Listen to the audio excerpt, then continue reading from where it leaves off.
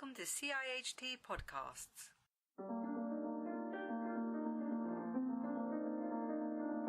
CIHT recently published Buses in Urban Developments. I'm here with the author Tim Pharoah to provide an insight into this and the reasons why CIHT has produced this document. Welcome, Tim. Could you just start off by giving a bit of background? Why did CIHT decide to undertake this document, and what was your role in working it through the process? Well, within CIHT, I think there was a feeling, for example, in the technical panels that we have, that cycling and walking and other topics were getting a good airing, but buses somehow was being neglected.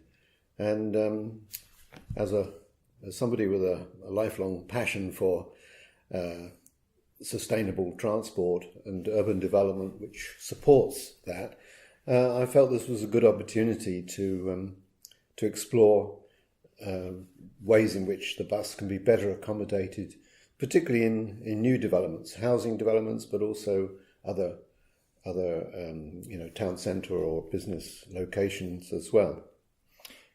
And in terms of the involvement with the industry on this, did the document take account of what bus industry feels they need in terms of space or routine? Well, this is one of the important things from the point of view of the planning of new developments. It's been very often the case that the provision of public transport, and buses in particular, has been something of an afterthought.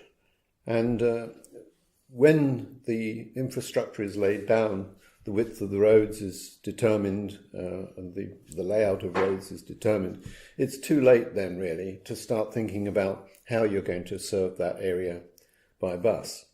And more fundamentally, it may well be that even if the roads are adequate, maybe the density of development is insufficient to support good quality bus services. So it really is vital that the bus operators, are involved and engaged in the process of determining how new developments take place. And frankly, this hasn't been happening to anything like the extent that it should be. And for those local authorities that do undertake a push to try and support developments that are plugged into sustainable transport networks, they maybe don't have enough in their arsenal to argue the case, whereas this provides a bit more of an argument to ensure that the requirements for buses are factored in very much at the outset, and this is a set of guidelines that helps make that case. Is that right?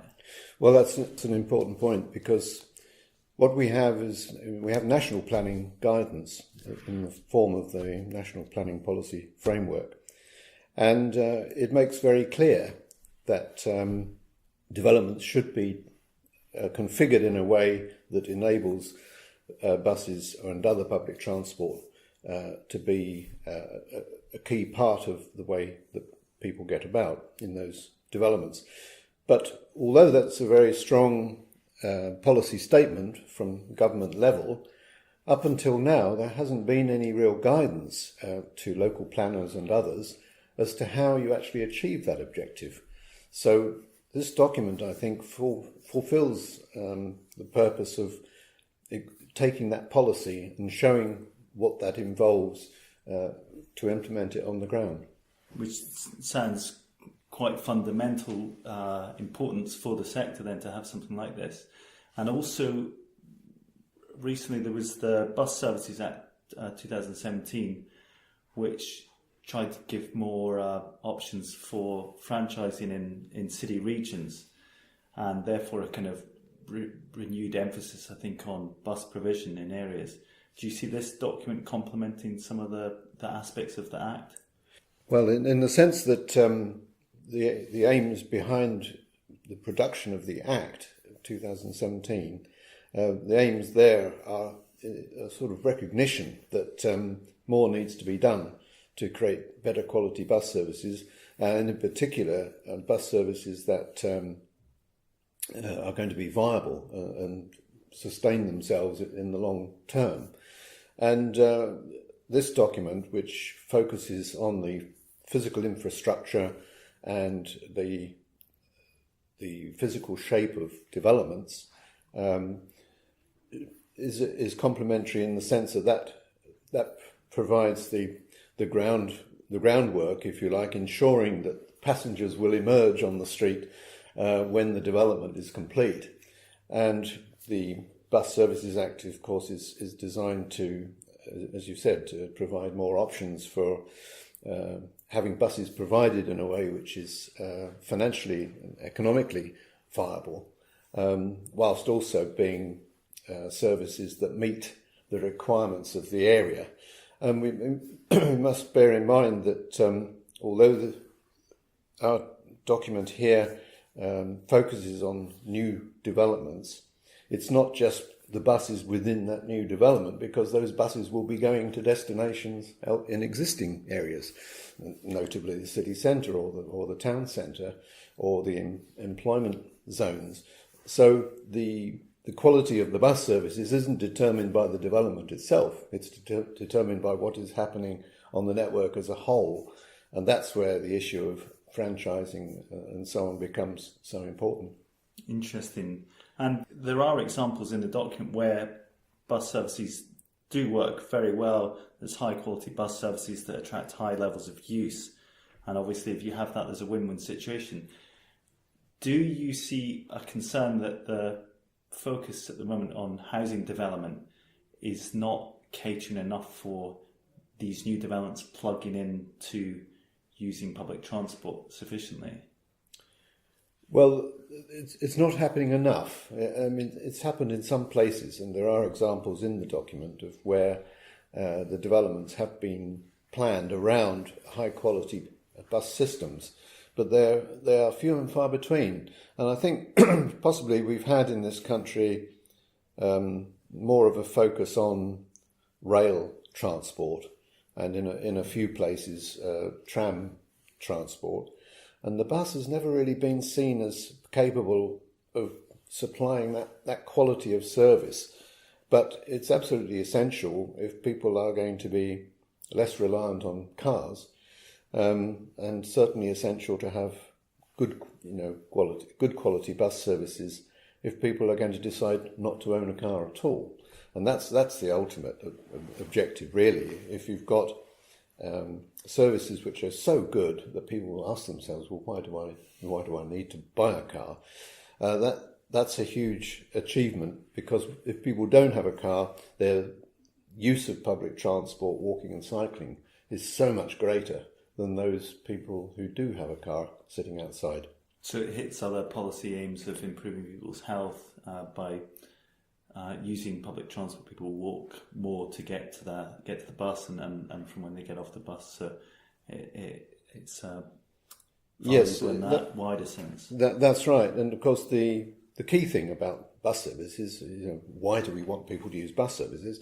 The main reason is because it's very space efficient.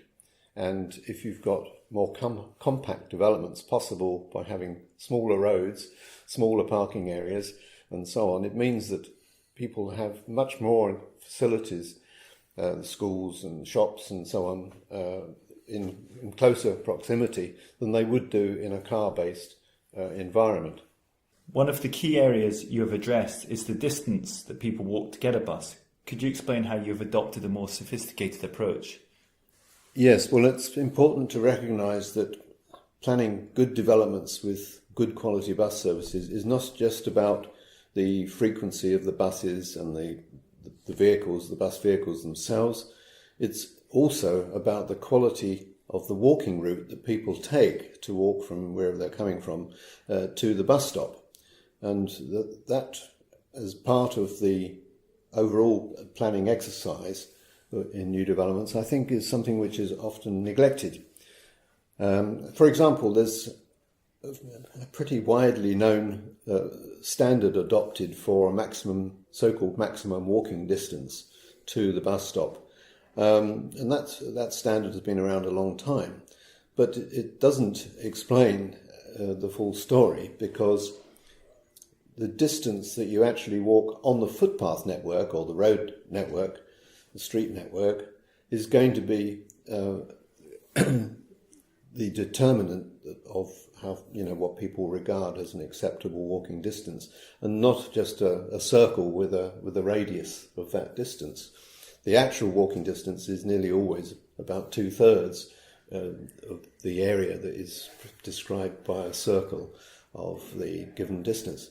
So there's a lot to that. And the other thing is that, as we recommended in this document, that the maximum walking distance, which should be seen as the acceptable walking distance to attract customers, actually will vary according to a number of factors. In particular, the frequency and quality of the service. The better the service, or the more routes that there are running along a street, then the further people will be willing to walk to that service. So we have a range of recommendations rather than a single fixed figure. The other variable, of course, is the quality of the walk itself, not just the distance of the walk to the bus stop, but the quality of it. If it's an interesting place to walk, and the footways are not covered with parked cars or whatever, people will be willing to walk further. The other thing I would say, which is an important aspect of this, is that the standard that's been used over many years has always been just a rule of thumb. And what we're interested in is to get the level of bus use much higher than is commonly the case.